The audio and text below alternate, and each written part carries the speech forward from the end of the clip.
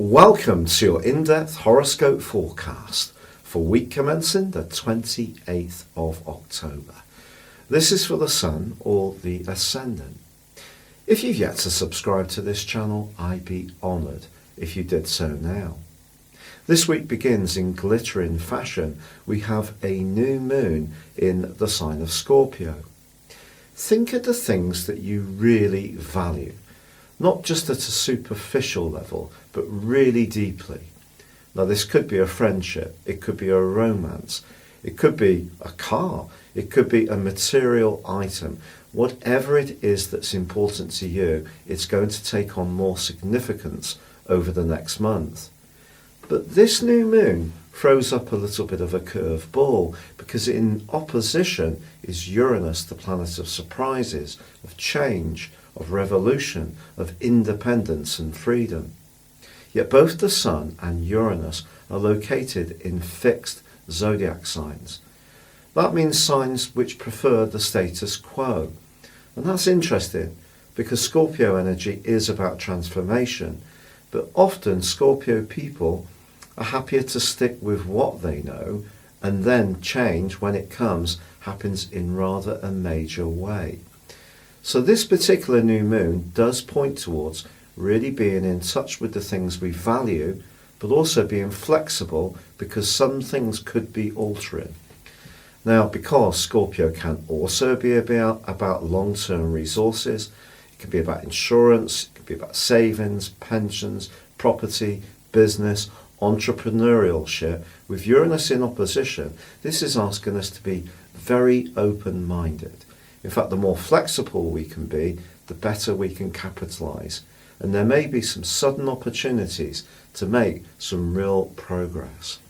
But equally, we could have a situation where someone tries to push us out of a way of being, a habit, a ritual that actually we're more comfortable with.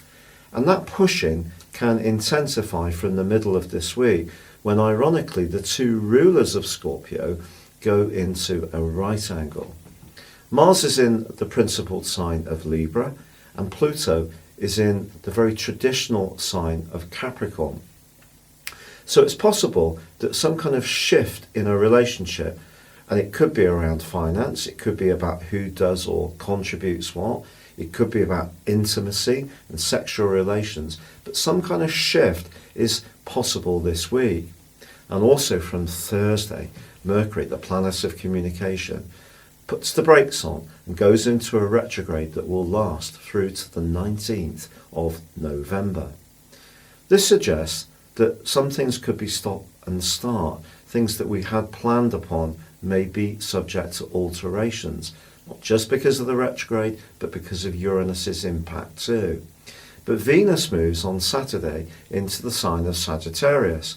Well, Venus is really going to love this transit. It's much freer, it's much more flirty, it's much more about travel, experiencing new people or new places, and just being a little bit more spontaneous in our approach to our relationships.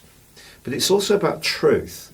So if a truth of a relationship needs to be tackled this week on the back of the tensions that are created by Mars in its square with Pluto, or the need or desire for change, or the restlessness that comes from this new moon, that we crave for something more meaningful in our life, perhaps beyond the things that have sustained us so far, then it does seem that we do need to go with the flow at some levels. Your specific forecast, Capricorn, suggests that some new and rather exciting people could be entering your circle, and it can all happen in a very sort of spontaneous, totally unplanned way, but it can be really exciting.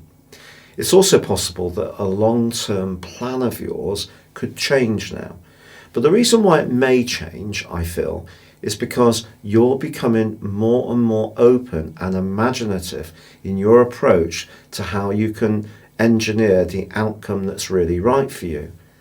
Astrologers are very good at telling people what their zodiac sign represents, but that in some way creates an expectation that people have to follow that. But actually your sign can be brilliantly funny, obviously take on huge responsibility, but I just feel that the way you approach that now can take on a more novel dimension, which can be very uplifting for you.